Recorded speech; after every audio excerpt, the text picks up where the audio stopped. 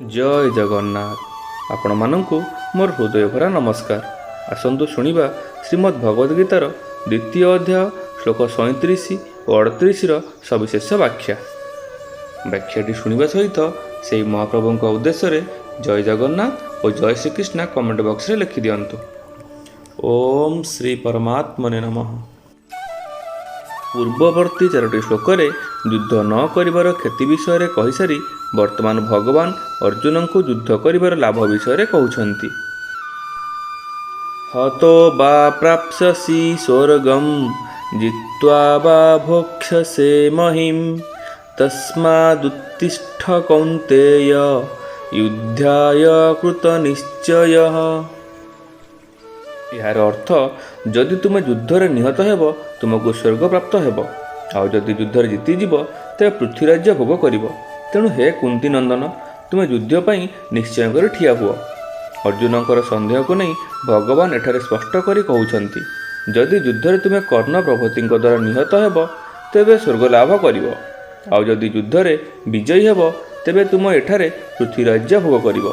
तात्पर्य होछि युद्ध कले तुमर दुई आडु लाभ, आउ न कले दुई आडु क्षति। एणु तुम युद्धरे प्रवृत्त हेबा उचित। एठारे कौन्तेय संबोधन करी भगवान कहवाकू चाहती, मु संधि प्रस्ताव नहीं जेतेबेले कौरवों निकट को जाइथिली सेतेबेले माता कुंती तुम पाखकू एही संदेश पठाइथिले जे तुमे युद्ध कर। तेणु युद्धरु निवृत्त हेबा तुम पक्ष अनुचित, बरं युद्ध करने को निश्चय कर ठिया होइजिबा उचित।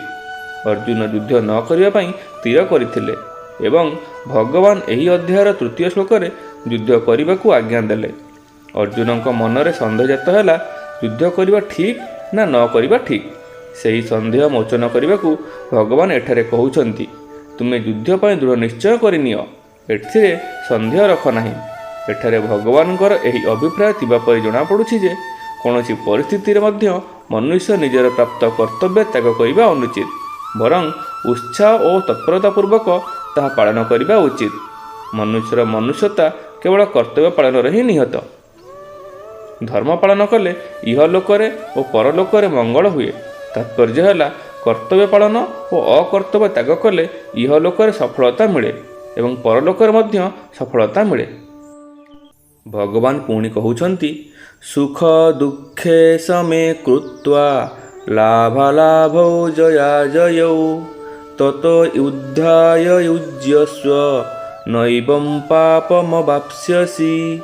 यार अर्थ जय पराजय लाभ क्षति और सुख दुख को सम्मान मन करी युद्धरे मनोनिवेश कर। यही युद्ध कले तुम्हें पाप भागी हेब नाही।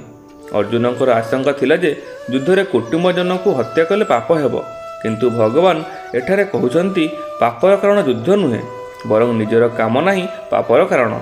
तेणु कामना त्याग करी तुम युद्ध पाई ठिया होई जाओ। युद्धरे सर्वप्रथमे जय और पराजय हुए।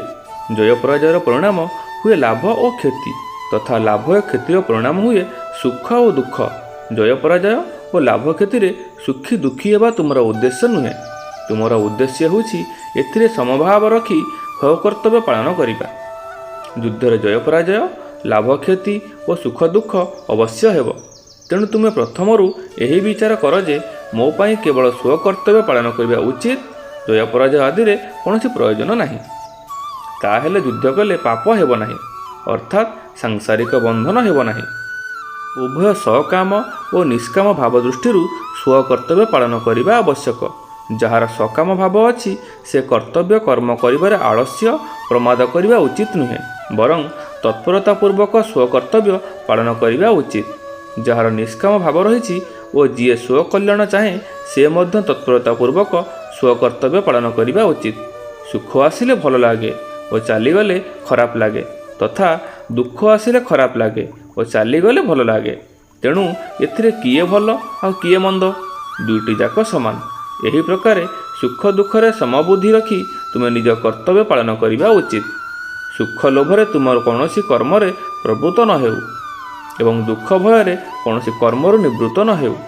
शास्त्र अनुसारे तुमर कर्मरे प्रवृत्त और निवृत्त हेउ। एठारे व्यवहृत पाप शब्दटी पाप और पुण्य उभयर वाचक। एहार फल स्वर्ग और नरक प्राप्ति रूपक बंधन ଯଦ୍ୱାରା ମନୁଷ୍ୟ ନିଜ କଲ୍ୟାଣରୁ ବଞ୍ଚିତ ହୋଇ ବାରମ୍ବାର ଜନ୍ମ ମରଣ ଲାଭ କରୁଥାଏ। ଭଗବାନ କହୁଛନ୍ତି, ହେ ଅର୍ଜୁନ, ସମତାରେ ସ୍ଥିତ ହୋଇ ଯୁଦ୍ଧ ରୂପକ କର୍ତ୍ତବ୍ୟ କଲେ ତୁମକୁ ପାପ ଓ ପୁଣ୍ୟ ବାନ୍ଧି ପାରିବ ନାହିଁ। ଜ୍ଞାନୀ ଗୁଣୀ ମଣ୍ଡଳୀ ଓ ସଜ୍ଜନ ମଣ୍ଡଳୀ, ଆପଣମାନେ ଶୁଣୁଥିଲେ ଶ୍ରୀମଦ୍ ଭଗବଦ୍ ଗୀତାର 2ୟ ଅଧ୍ୟାୟ ଶ୍ଲୋକ 37 ଓ 38ର ସବିଶେଷ ବ୍ୟାଖ୍ୟା। ଆପଣଙ୍କୁ ଅଶେଷ ଅଶେଷ ଧନ୍ୟବାଦ। ମହାପ୍ରଭୁ ଜଗନ୍ନାଥଙ୍କ ପାଖରେ ସମସ୍ତଙ୍କ ମଙ୍ଗଳ କାମନା କରି ରହୁଛି। ନମସ୍କାର। ଜୟ ଜଗନ୍ନାଥ, ଜୟ ଶ୍ରୀକୃଷ୍ଣ।